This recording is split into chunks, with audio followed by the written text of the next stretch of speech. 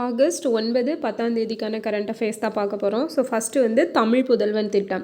இந்த திட்டத்தை பற்றி நிறைய டைம் பார்த்துருப்போம். ஸோ இன்னொருக்காக சொல்லிடுறேன். உயர்கல்வி பயில்ற அரசு பள்ளி, கவர்மெண்ட் ஸ்கூல், கவர்மெண்ட் எய்டட் ஸ்கூலில் படித்தவங்க உயர்கல்வி படிக்க போகிறாங்க அப்படின்னா அந்த மாணவர்களுக்கு மாதந்தோறும் 1000 ரூபாய் வழங்குகிற திட்டம் தான் இந்த தமிழ் புதல்வன் அப்படிங்கிற திட்டம். ஸோ மெயினாக பார்த்தீங்க அப்படின்னா தமிழ் வழி படிச்சிருக்கணும், தமிழ் மீடியம், ஓகேவா? ஸோ அதே மாதிரி பார்த்தீங்கன்னா இந்த திட்டத்தை எங்கே ஸ்டார்ட் பண்ணியிருக்காங்க? 9 ஆகஸ்ட் 2024 அரசு கலைக்கல்லூரி கோயம்புத்தூரில் வச்சு நம்ம சிஎம் அவர்கள் ஸ்டார்ட் பண்ணி வச்சுருப்பாங்க. அடுத்தது RBI, reserve bank of India repo rate வந்து அனௌன்ஸ் பண்ணியிருக்காங்க. ஸோ மறுபடியுமே ரெப்போ ரேட்டில் எந்த வித சேஞ்சஸும் இல்லை, 6.5% அப்படிங்கிற ரேஞ்சில் தான் மறுபடியும் அது கண்டினியூ ஆகிருக்கு. Okay, so reserve bank of India அப்படிங்கிறது ஆர்பிஐ சட்டம் 1934 படி எப்போ நடைமுறைக்கு வந்திருக்கும்? 1935 ஏப்ரல் 1 வந்து நடைமுறைக்கு வந்திருக்கும். அடுத்தது புத்ததேவ் பட்டாச்சாரியா மறைவு. ஸோ இது யார் புத்ததேவ் பட்டாச்சாரியா அப்படின்னா மேற்கு வங்க மாநிலத்தோட முன்னாள் முதல்வராக இருந்தவர். அது மட்டும் இல்லாமல் இவருக்கு பத்மபூஷன் அப்படிங்கிற விருது 2022 அனௌன்ஸ் பண்ணாங்க. ஆனால் இவர் வந்து அதை வாங்க மறுத்திருப்பார். எதனாலனா, எனக்கு வந்து முன்கூட்டியே இந்த விருது கொடுக்க போகிறீங்கன்னு சொல்லலை, ஸோ திடீர்னு சொல்லியிருக்கிறீங்க அப்படிங்கிற ஒரு விஷயத்துக்காக அந்த விருதை இவர் வாங்கியிருக்க மாட்டார். ஓகேவா? அப்போ புத்ததேவ் பட்டாச்சாரியா யாருன்னு கேட்டால் தெரியணும், மேற்கு வங்க மாநிலத்தின் முன்னாள் முதல்வர். அடுத்தது பாரிஸ் ஒலிம்பிக். ஸோ பாரிஸ் ஒலிம்பிக்கில் இந்திய ஆடவர் ஹாக்கி அணி வந்து வெண்கல பதக்கம் வின் பண்ணியிருக்காங்க. நம்ம ஹாக்கி பிளேயர், கோல் கீப்பர், ஓகேவா? ஸோ நட்சத்திர கோல் கீப்பர் யாருன்னா PR ஸ்ரீஜேஷ் அவர்கள். ஸோ இவர் தான் வந்து இந்த ஃப்ளாக் பியரர். ஆல்ரெடி பார்த்துருப்போம் நம்ம ஃபைனல் இதில் பாரிஸ் ஒலிம்பிக்கோட நிறைவு விழாவில் யார் இந்த ஃப்ளாக் பியரராக இருக்க போகிறாங்க அப்படின்னா மானுபாக்கர். ஸோ மானுபாக்கர் கூட சேர்ந்து ஸ்ரீஜேஷும் இனி அந்த கொடியை வந்து ஏந்தி செல்வார். ஓகேவா? அதே போல் பார்த்தீங்க அப்படின்னா ஒலிம்பிக் ஹாக்கியில் இது இந்தியாவுக்கு 13வது பதக்கம். ஸோ இதுக்கு முன்னாடி 12 டைம் பதக்கம் வின் பண்ணியிருக்காங்க. இது வந்து 13வது பதக்கம்.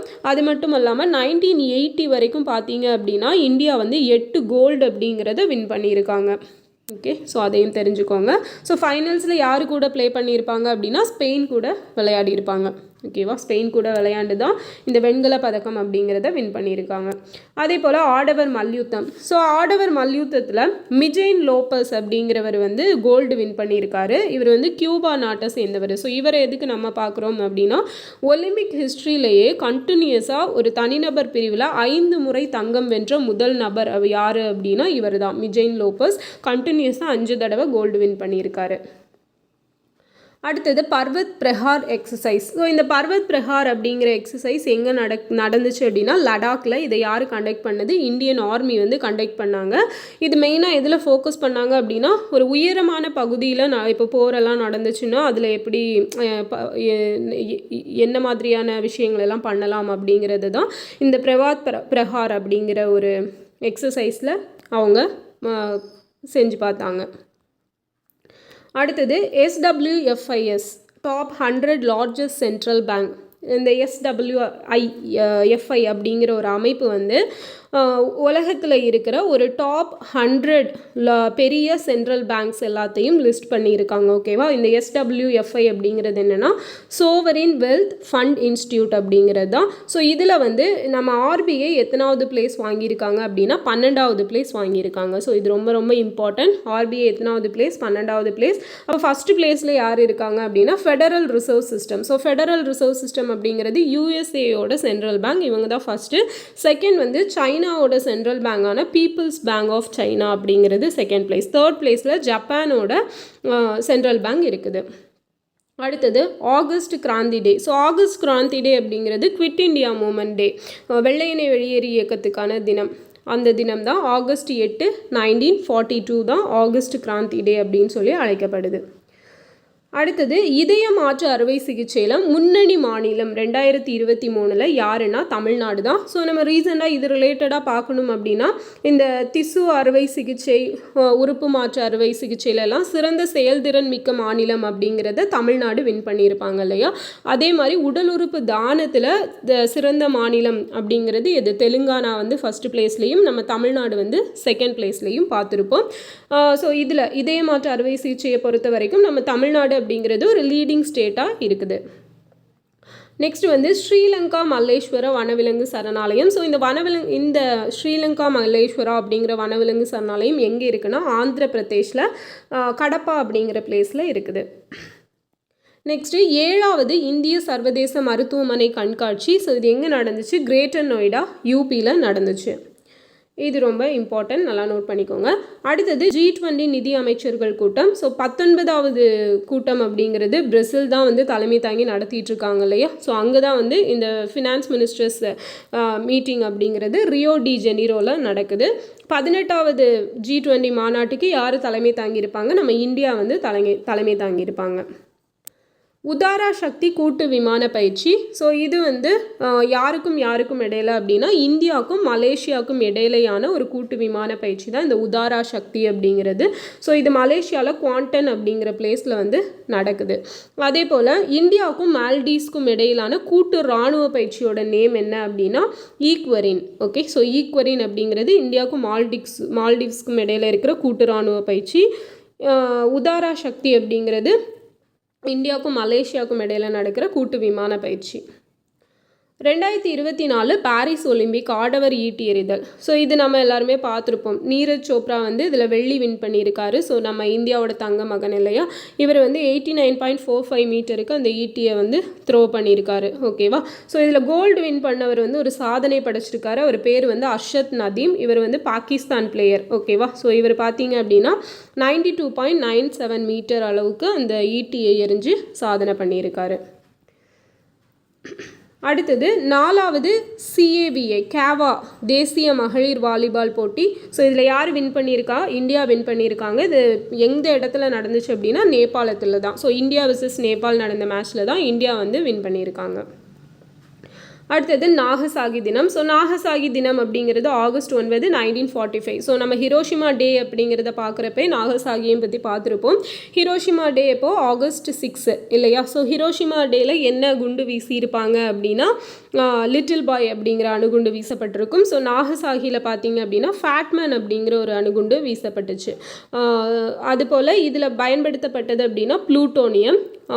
அதில் ஹிரோஷிமாவை பொறுத்த வரைக்கும் யுரேனியம் வந்து யூஸ் பண்ணியிருப்பாங்க. ஓகே, ஸோ இதெல்லாம் நல்லா தெரிஞ்சுக்கணும். இதுவும் நாகசாகியும் ஜப்பானில் இருக்கக்கூடிய ஒரு பிளேஸ் தான். அடுத்தது உலக பழங்குடியினர் தினம், international day of world's indigenous people. ஓகேவா? ஸோ இந்த தினம் என்னைக்குன்னா ஆகஸ்ட் 9. இதற்கான தீம் என்னன்னு பார்த்தீங்கன்னா protecting the rights of indigenous people in voluntary isolation and initial contact அப்படிங்கிறது தான் இந்த வருஷத்துக்கான தீம். ஸோ இது ரொம்ப முக்கியம். இந்த international day of the world's indigenous people அப்படிங்கிறது ஆகஸ்ட் 9. அடுத்தது புதிய கற்கால சான்றுகள். ஸோ புதிய கற்கால சான்றுகள் எங்கே கண்டுபிடிச்சிருக்காங்கன்னா கோயம்புத்தூரில் மோளப்பாளையம் அப்படிங்கிற பிளேஸில். ஸோ இது என்ன ஒரு பள்ளத்தாக்கில் இருக்குன்னா இது எந்த பள்ளத்தாக்கில் கண்டுபிடிச்சிருக்காங்க? நொய்யலாறு பள்ளத்தாக்கில். ஸோ இது யார் கண்டுபிடிச்சாங்க அப்படின்னா தஞ்சாவூர் தமிழ் பல்கலைக்கழகத்தினர் இருக்காங்களா, அவங்க நடத்தின ஒரு அகழாய்வில் தான் கண்டுபிடிக்கப்பட்டிருக்கு.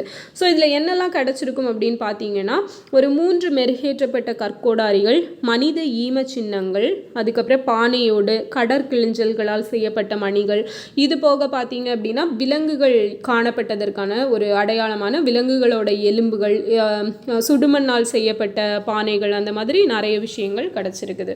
ஸோ புதிய கற்காலம் அப்படின்னு எடுத்துக்கிட்டிங்க அப்படின்னா எந்த காலத்துலேருந்து எப்போ வரைக்கும் அப்படின்னா கிமு 300 இருந்து 1200 வரைக்கும், இதற்கு இடைப்பட்ட காலத்தை தான் நம்ம புதிய கற்காலம் அப்படின்னு சொல்லுவோம். Next leptospirosis. ஸோ இந்த லெப்டோஸ்பைரோசிஸ் அப்படிங்கிறது என்னென்னா எலி காய்ச்சல். ஸோ எலி காய்ச்சல் அப்படிங்கிறது இப்போ பரவிட்டு இருக்குது. அது எதனால் ஏற்படுது அப்படின்னா லெப்டோஸ்பைரோசிஸ். இந்த கொஷின் கேட்கலாம். ஸோ இது வந்து வைரஸ் பாதிப்பா இல்லை பாக்டீரியா பாதிப்பா அப்படின்னா பாக்டீரியா தான். சுழல் வடிவ நுண்ணுயிரி லெப்டோஸ்பைரா. ஓகேவா? அந்த பாக்டீரியா நேம் வந்து இதுதான் லெப்டோஸ்பைரா. இது மெயினாக எதை பாதிக்குது அப்படின்னா சிறுநீரகம், நுரையீரலெல்லாம் பாதிக்கும். ஸோ ஃபஸ்ட்டு விலங்குகளை பாதிச்சுட்டு ஸோ விலங்குகள்கிட்ட இருந்து மனிதர்களுக்கு பரவக்கூடியது தான் இந்த எலி காய்ச்சல் அப்படிங்கிறது. நிறைவு நிகழ்ச்சி அணிவகுப்பில் பாரிஸ் ஒலிம்பிக்கில் மானுபாக்கரோட கொடியேந்திரவர் யார்? ஸ்ரீஜேஷ். ஸோ இவர் தான் வந்து ஹாக்கி கோல் கீப்பர் அப்படிங்கிறதையும் பார்த்தோம். அதே போல் 200 மீட்டர் பாரிஸ் ஒலிம்பிக்கில் 200 மீட்டரில் தங்கம் வென்ற முதல் ஆப்பிரிக்க வீரர் யார் அப்படின்னா லட்சிலோ டெப்போக்கோ அப்படிங்கிறவர்.